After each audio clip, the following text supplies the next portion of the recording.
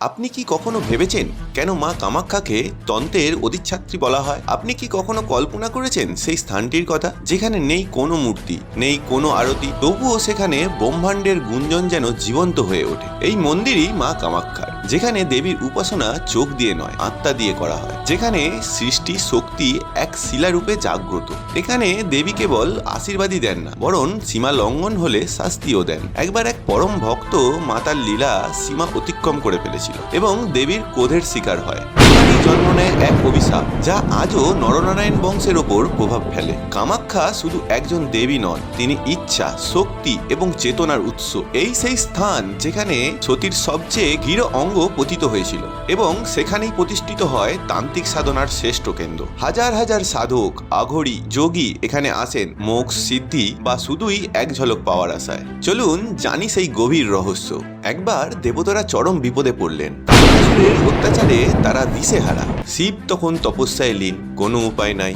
তখন ব্রহ্মা, বিষ্ণু ও ইন্দ্র এক সিদ্ধান্তে পৌঁছান। তারা কামদেবকে পাঠান শিবের ধ্যান ভাঙাতে। কামদেব তার সবচেয়ে শক্তিশালী প্রেমবাণ নিক্ষেপ করেন। শিবের ধ্যান ভেঙে যায়, কিন্তু এই কাণ্ড তাকে অপবিত্র মনে হয়। তৃতীয় নেত্র খুলে তিনি কামদেবকে ভস্ম করে দেন। চারদিকে স্তব্ধতা, শুধু রতির করুণ কান্না, প্রভু আমার স্বামীকে ফিরিয়ে দিন।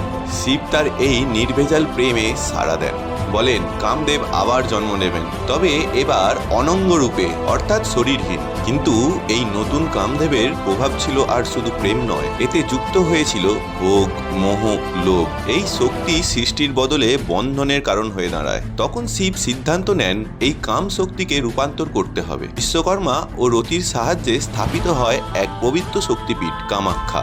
এই সেই স্থান যেখানে সতীর গোপন অঙ্গ পতিত হয়েছিল। নীলাচল পর্বতের কোলে গড়ে ওঠে এই তান্ত্রিক তীর্থ। এটি শুধু একটি মন্দির নয়, এটি সৃষ্টি, শক্তি ও তপস্যার ক্ষেত্র। কাম এখানে শরীর নয়, একটি শক্তি যা নিয়ন্ত্রিত হলে সৃষ্টি করে আর অনিয়ন্ত্রিত হলে ধ্বংস। যার তেজে কামদেবকে ভস্ম করেন, তিনিই এই শক্তিকে কামাখ্যা রূপে পুনর্জন্ম দেন। মন্দিরে নেই কোনো মূর্তি, একটি প্রাকৃতিক গুহার ভিতরে একটি জীবন্ত যোনিশিলা, যা নিরন্তর জল সঞ্চিত। এই জলধারককে ব্রহ্মপুত্রের গোপন শাখা মনে করা হয়। এই শিলা শুধু পাথর নয়, একটি জীবন্ত সৃষ্টি চেতনা। তন্ত্রমতে যোনি কেবল শরীরের অঙ্গ নয়, এটি এক শক্তি যা জন্ম দেয় এবং চেতনাকে মৃত্যুর পার নিয়ে যায়। এখানে বহু রহস্যময় কাহিনী জড়িয়ে রয়েছে। তার মধ্যে একটি কেন্দুকলাইয়ের। সে ছিল দেবীর পরম ভক্ত।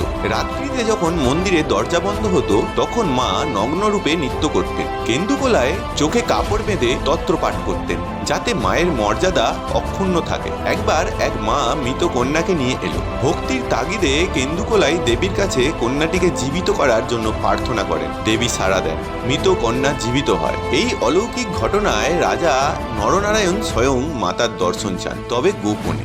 গর্ভগৃহে একটি ছোট্ট ছিদ্র করা হয়, কিন্তু দেবী বুঝে যান কেউ তাকে গোপনে দেখছে।